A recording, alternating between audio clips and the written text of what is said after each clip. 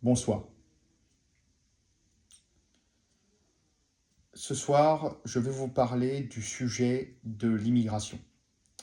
Un sujet qui cause beaucoup de passion, beaucoup de cris, beaucoup de crises, beaucoup de désaccords, beaucoup de séparations, beaucoup d'inimitié entre les Français. Pourtant, c'est pour moi le sujet le plus fondamental, le plus important pour l'avenir de notre pays. L'immigration fait ou défait les peuples, ajoute une valeur ajoutée au peuple, ou alors ajoute la guerre, ajoute la terreur, ajoute l'insécurité et évidemment détruit l'identité nationale. Je considère que l'immigration telle qu'on la connaît depuis 40 ou 50 ans, ce n'est plus une immigration, c'est une invasion. On assiste à une véritable invasion du continent européen et particulièrement du territoire français. La France a accueilli, depuis la fin du XIXe siècle, beaucoup d'immigrations européennes. Alors, que ce soit des Polonais, que ce soit des Italiens, que ce soit des Portugais, que ce soit des Arméniens, etc. Ce fut à l'époque une immigration contrôlée, une immigration non pas de quantité mais de qualité. Et c'était une immigration qui nous apportait une véritable richesse, d'abord sur le plan du travail, sur le plan de la fraternité, sur le plan de la culture même, sur le plan social, etc.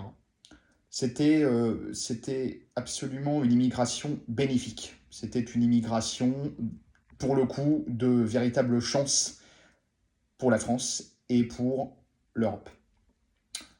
Mais ce que l'on ne comprend pas, c'est que de la fin du 19e siècle aux années 1970, les immigrés qui venaient en France s'assimilaient et faisaient sienne l'histoire, la culture et les mœurs françaises.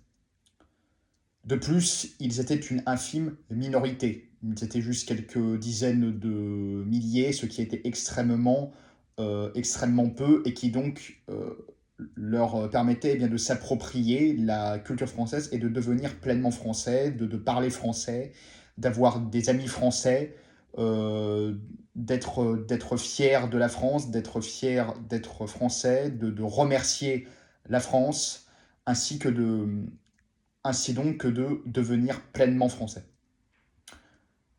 On a pu le faire car c'était une immigration euh, strictement de qualité et non pas de quantité. Ce fut une immigration assimilable du fait qu'elle était ultra minoritaire sur le sol français.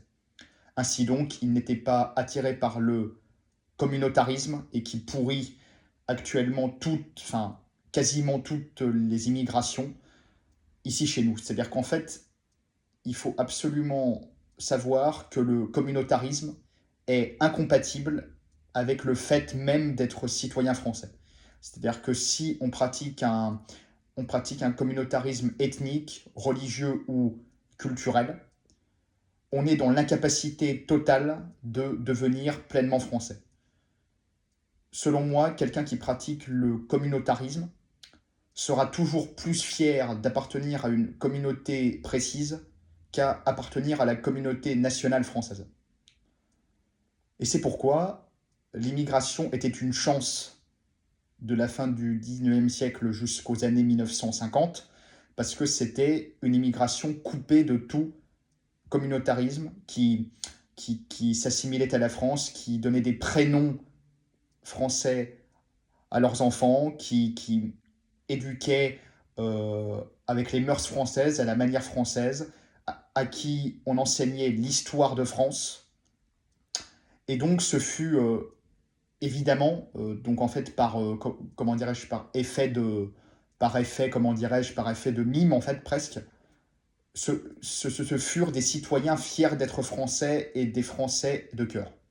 Or, depuis 50 ans, on assiste à une immigration totalement incontrôlée, une immigration de quantité, une immigration qui n'est pas maîtrisée, une immigration qui n'est donc, par conséquent, du fait de son nombre et de la régularité de ses profils, quasiment inassimilable. Alors, Évidemment qu'il y a des exceptions à la règle, et puis j'en fréquente depuis d'ailleurs fort longtemps, mais il faut absolument comprendre que ce sont des minorités et qui finalement échappent au communautarisme, échappent à l'intégrisme, au intégrisme de leur religion, intégrisme culturel, etc. C'est-à-dire qu'en fait, ils pratiquent l'assimilation à la France. Mais une immense majorité de l'immigration arabo-afro-musulmane depuis 50 ans n'est ni plus ni moins qu'une invasion culturelle et populationnelle de la France. Évidemment, je fais mienne l'expression désormais fameuse de grand remplacement.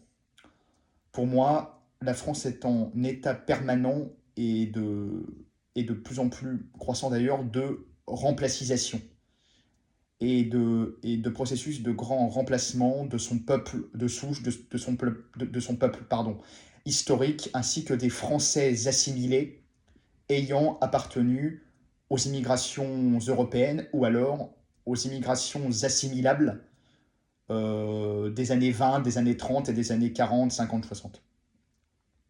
C'est-à-dire que le peuple français, composé donc de deux môles, premièrement les Français de souche, qui évidemment firent la France depuis donc 1500 ans, et qui finalement représentent et qui donnent aux étrangers la culture française ainsi que les mœurs françaises, et les Français assimilés, Français de branche, sont totalement dissous et sont remplacés et sont même parfois génocidés, meurtris, tués, ainsi que donc évidemment remplacés par une meute haineuse de la France, et qui se traduit donc par des quartiers absolument islamisés, et qui sont des quartiers donc où la France ne règne plus, mais où c'est le totalitarisme islamique qui fait la loi et qui régit finalement une sorte de code juridico-politique et qui régit la société dans ces quartiers précisément. Or, moi, je m'oppose de bout en bout et de la manière la plus stricte à cette partition. Je considère que les quartiers de non-France ainsi que les zones de non-France, comme on les appelle les territoires perdus de la République, sont absolument à récupérer. C'est-à-dire que euh, nous avons perdu notre hégémonie sur nos propres quartiers et sur notre propre pays. C'est-à-dire que ces quartiers sont totalement remplacés par comment dirais-je, par une immigration arabo-afro-islamique qui n'aime pas la France, qui crache souvent sur la France, qui pratique une forme de tyrannie religieuse, qui, euh, qui nous force à vivre comme eux, qui nous force à adopter leur culture, leurs mœurs. En somme, ils nous demandent donc de s'assimiler à leur propre religion ainsi qu'à leur propre culture. Autrement dit, on assiste en fait à une assimilation à l'envers. C'est-à-dire que l'assimilation censée serait que eux fassent leur les mœurs et la culture française.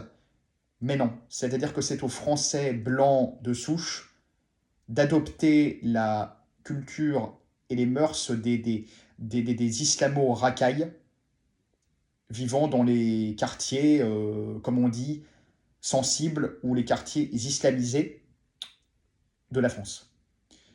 Je considère que cette situation-là est parfaitement inacceptable et qu'un changement est absolument urgent, d'une part pour la survie et pour la santé de la France, d'autre part pour nos compatriotes qui sont piégés dans cet enfer et qui ne se reconnaissent plus et qui semblent ne plus vivre chez eux et qui sont en fait des exilés de l'intérieur. Il faut absolument récupérer tous ces territoires perdus de la France. Voilà donc ce que je pense du problème de l'invasion que cause l'immigration actuellement en France. Sur ce, donc, je vous souhaite une agréable soirée et surtout ne désespérons pas et que la France vive éternellement et que ces quartiers-là, anciennement français, soient récupérés.